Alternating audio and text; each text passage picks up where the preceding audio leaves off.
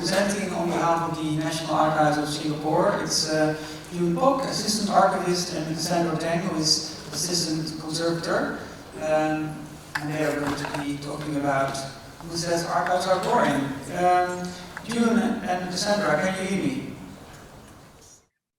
Good morning, afternoon, and evening, where you are logging from.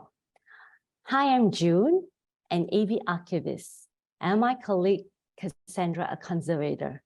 We are from the National Archives of Singapore.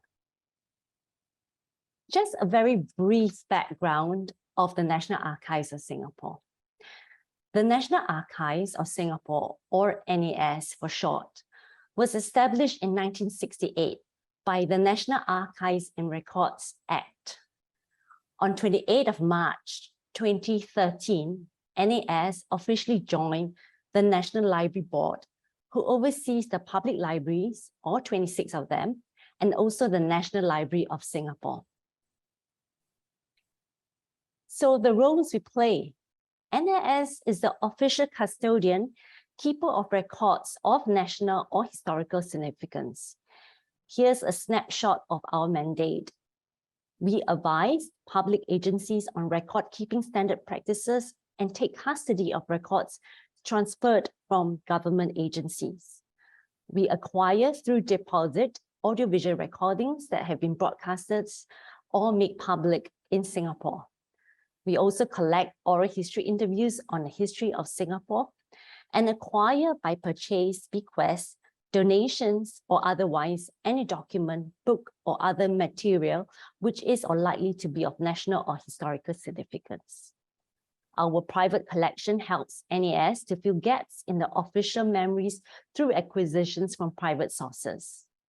When we also make known information concerning archives by any means, including publications, exhibitions, and heritage promotional activities.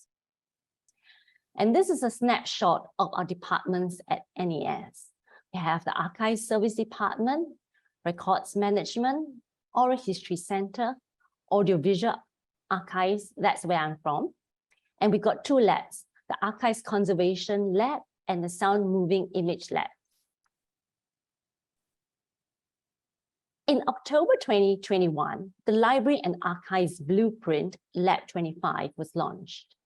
The blueprint provides a roadmap for NLB to take on 4 key roles: building a learning marketplace, nurturing an informed citizenry, inspiring Singapore storytellers, and being an equalizer. NAS outreach initiatives whose objectives promote awareness and access to our collection fulfills these 4 pillars. Its programs encourage learning, create new knowledge, and facilitate understanding of Singapore and its places in the world.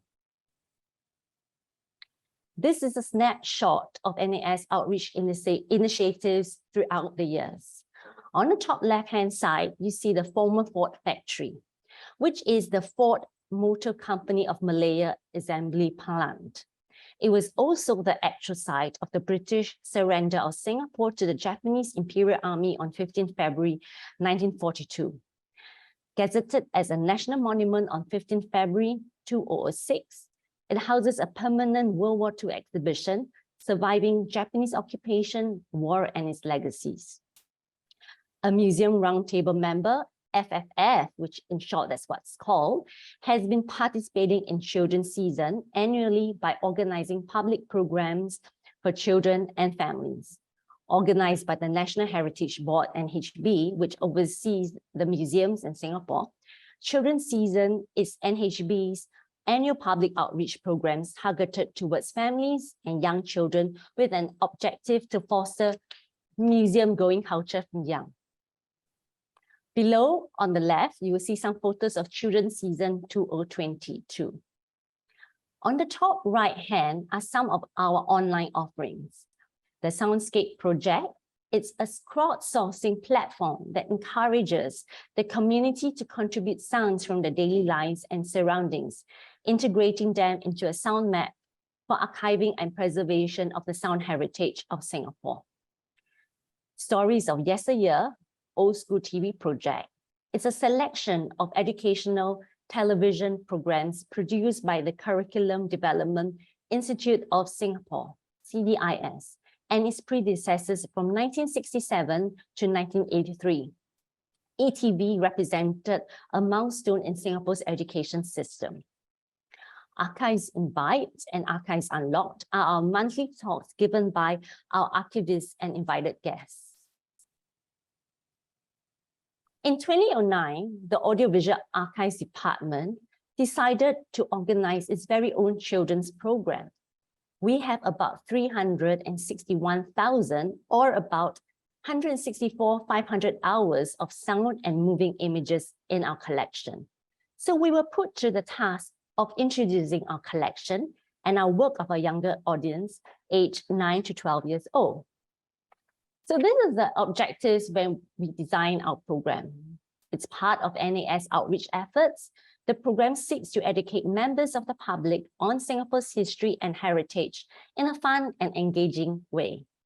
To also increase public awareness of the audiovisual archives and our collection. To increase also awareness of Archives Online, which is NAS online public portal for researchers looking for primary resources, and also to increase awareness of NAS and AVA outreach initiatives.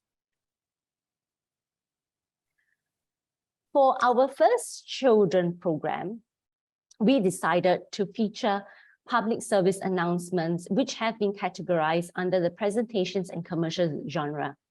Over the last 5 decades, Singapore has conducted many campaigns covering a wide range of topics.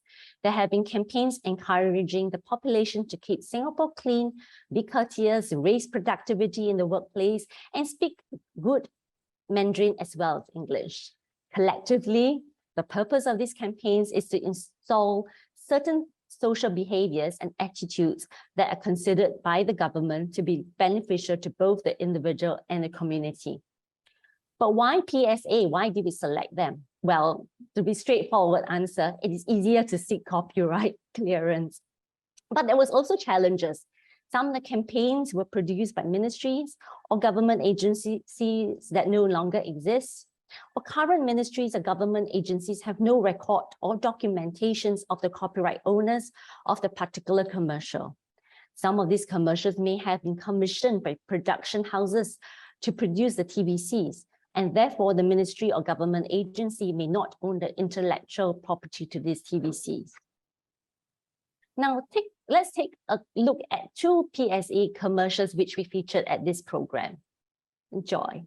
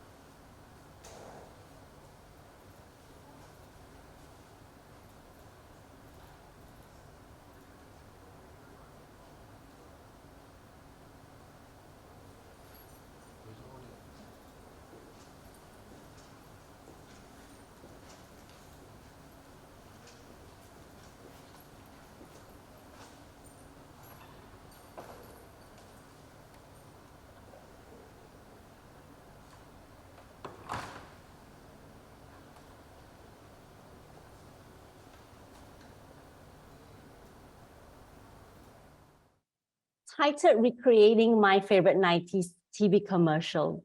This workshop was designed to educate children about the social engineering messages which the government is trying to roll out in the form of PSAs in the 90s, and how, although the medium has evolved over the years from print to digital formats, these children are still able to resonate with them, and they still being taught in schools and are featured on TV today.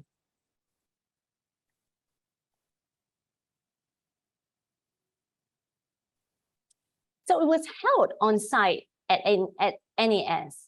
The kids were introduced to the archives and were later grouped up to take part at script writing workshops, which they were taught how to come up with campaigns and produce their own commercials.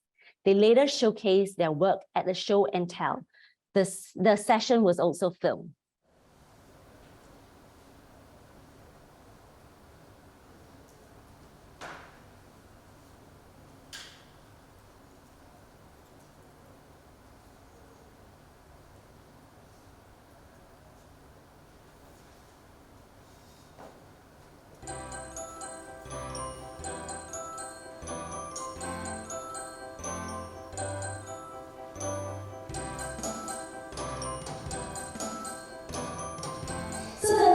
Archives is where the records of historical materials of the Singapore government are being kept.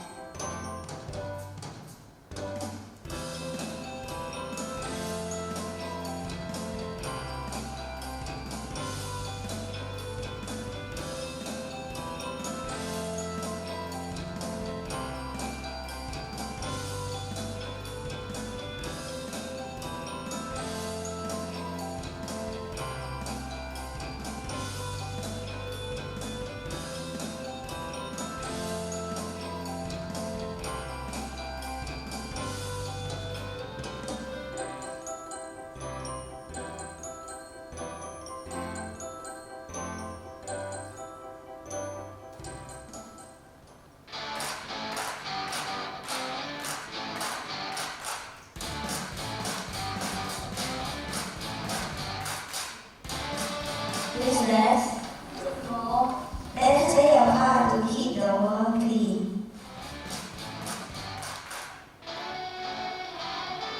All our museums, keep it clean.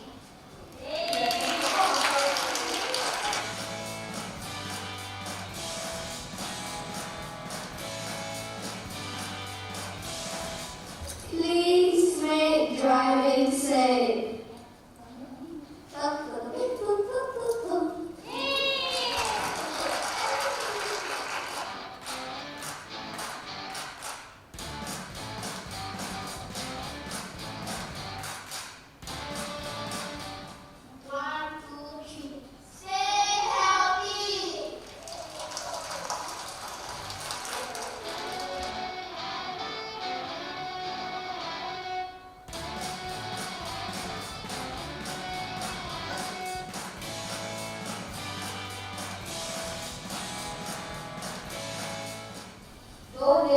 Be happy.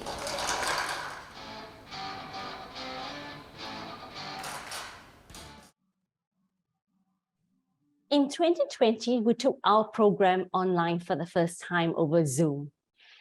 Here you see some of the screen grabs of our inaugural online children's program.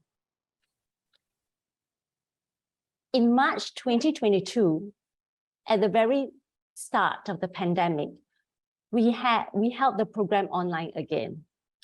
Like the one in 2020, the children were introduced to NAS and its records and the work that goes behind preserving and conserving its film and sound collection. We also included the library report, a video which was produced in-house to introduce the behind-the-scene work of our archivists and conservators. Here you will see a colleague of mine at AVA as she introduced her work as an AV archivist. And to provide an interactive element to the program, we included a quiz where we later mailed prizes out to the top 3 winners. Finally, the children were also taught what advertisements are, how to identify them, and a background history of TV advertising in Singapore. And unlike the earlier 2 programs, we were also able to show some of the TVCs which had commercially been produced. Those shown were memorable ones which had won the Viewer Choice Awards, well, because spanning across different years. And they were annual contests where viewers could vote their favorite commercials. And here are some of the feedback we received. I hope you enjoyed my presentation. Over to you, Cassandra.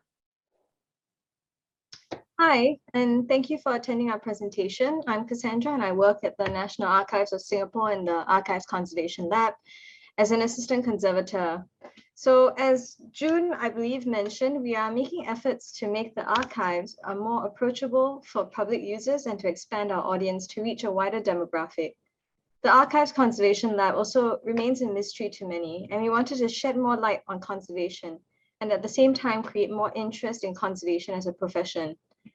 As the recent years have been fraught with uncertainty due to COVID-19 situation, we have moved many of our programs onto online platforms. So here are some of the examples of the talks and programs we have presented by us from the Archives Conservation Lab. And however, we realized that many of the programs were reaching to a very limited demographic, mainly academic and adults. So we sought to address that gap by providing programs for children too. So some considerations we had about children is that children tend to have shorter attention spans, which meant no 40-minute long lectures. However, between the ages of 6 to 12, they have very impressionable minds, and we wanted to give them as much information as they could. We also wanted to give them something they could do with their hands to create stronger engagement and to foster a sense of responsibility and ownership. And of course, we made sure that they always had something to bring back with them. We did this through workshops under two main programs. The Archives Explorer is a series of online talks and on-site workshops offered by the National Archives of Singapore during the school holidays, while the Mystery Museum tours are organized by the Museum Roundtable, which is a museum collective led by the National Heritage Board. So we work collectively with other government agencies on these children programs too.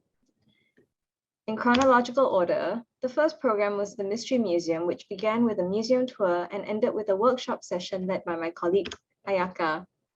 So Ayaka is there in black in the right photo. So in this workshop, the children were taught to mount and frame a photograph using archival quality materials. First, they fitted photo corners onto some museum mat board, and then they put their photos in. And then finally, they created a B-flute frame out of our recycled material. And this was the session for children and their parents. So if they needed any help with the more sort of dangerous things like cutting or cutting the boards, they could get their parents to help them out. Here's some of the feedback from that session. Next was the Archives Explorer Lab tour. So we created a conservator for a day experience with children, putting them in mini lab coats and allowing them to interact with the processes and materials that we typically engage in our day-to-day. This was a parent-free workshop, so they were allowed to be more independent and to take instruction directly from our conservators instead.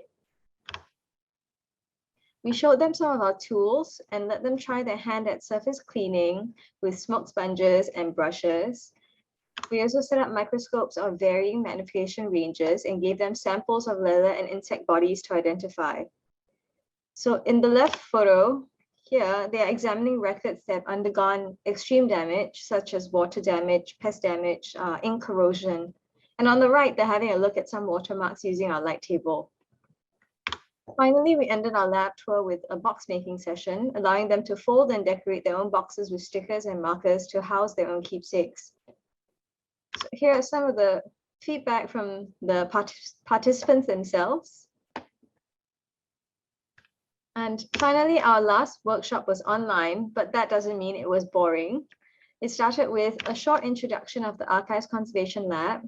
So we gave them a little presentation and then had a little short quiz in between, and then followed by a bookbinding workshop.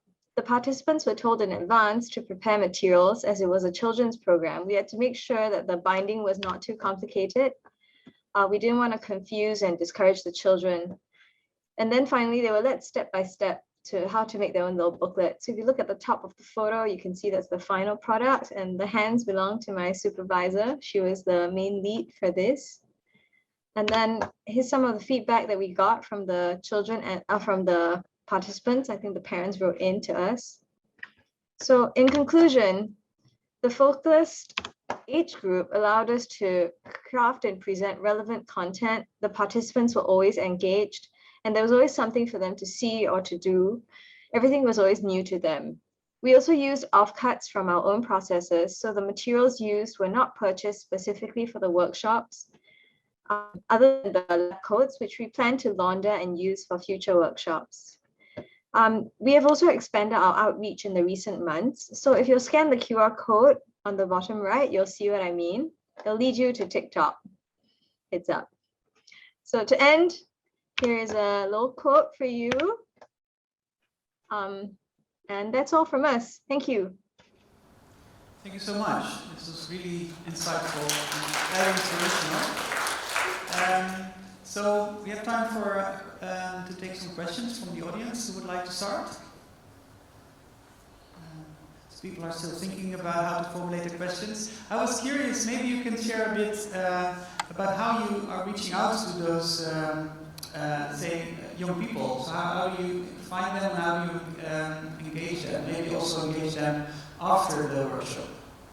Can you share some thoughts? Do you want to go first, June? Yes, so we are under NLB as introduced earlier. So there is a big engagement team and a marketing team. So they actually publicize over our social media page and they push it out and on our existing social media platforms. And of course, like NHB is also the other cultural memory heritage sectors. So we also reach out to the museums to help promote our programs as well. And of course, like-minded groups like history groups and to parents groups. And that's how we reached out. Yeah, same. We have like an internal marketing team that does all the pushing for the program. So we come up with the programs, we tell them what dates we're looking at, and then they publish it on ticketing platforms. So majority of these events were free for the children to just apply. Yeah. Yeah. Thank you. Hello, thank you for your presentation. I'm Delphine Hugo from INA. It's a very interesting project, and my question was about how you reach the children actually. Have you got any project of partner with schools to maybe include this kind of workshop in school curricula? Cassandra? To my knowledge, no, it's not being offered in like the general school curriculum. We do host certain schools that request to come visit us, but conservation I think is very specific and it's not so much a primary or secondary school education type of syllabus. So no, it's not being offered in schools here. And unfortunately, we also don't have a university in Singapore dedicated to conservation. However, sometimes we do get requests from university students or polytechnic students to come and visit us, and then we set aside an hour or two for them to come visit. We give them a tour of the whole building. I'll also take this question. Not for the current ABA programs that we designed. So when we curated the children's season program at the former Fort Factory, number one, of course, being an NHB initiative, of course, we jumped in the back wagon. They had a very big marketing publicity campaign.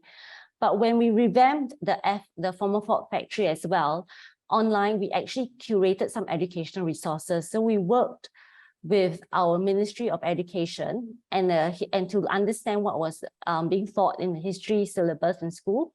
So we packaged, not specifically again for the program, but for the resources. And when schools are, they actually take children for guided tours to the former Fort Factory, and teachers and parents are encouraged to download the educational resources so they can actually go through the exhibition and do the worksheets as well. Yeah. Yeah, it's really fabulous, and I have to say that you know, just looking at the pictures and the videos, you can just see how much fun people were having, and I especially like the pictures, Cassandra, that you showed with those kids running around in that boat. I think that's going to be, you know, make a lasting impression on them. I just found out actually that it's 11 in the evening where you are. So I'm so happy that you know, managed to stay awake and share your wonderful work with people in the audience. It's very inspirational. So we're going to clap very loudly so that you can hear it through my little microphone. Thank you. Thank Yes, you. I can hear it.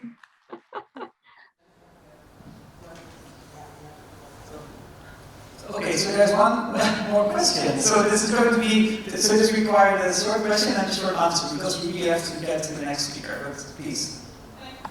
Thank you for the very insightful presentation. Mine is a very short question. Can I have your social media handles? If you scan the QR code, hang on, trying to navigate back there. Okay, this is our TikTok handle. So if you scan the QR code, you'll find the National Library board, and then from there you can branch out to the National Archives as well. Or if you write into us, we could send the various links over as well, over email. Yeah, that works as well. Yeah, we're on the online sharing platform, so you can reach out to Cassandra and I for your questions. Yeah, that's perfect. I'm not sure if somebody handed me a mic that's not working. Can I have my old mic back? So in the meantime, it would be great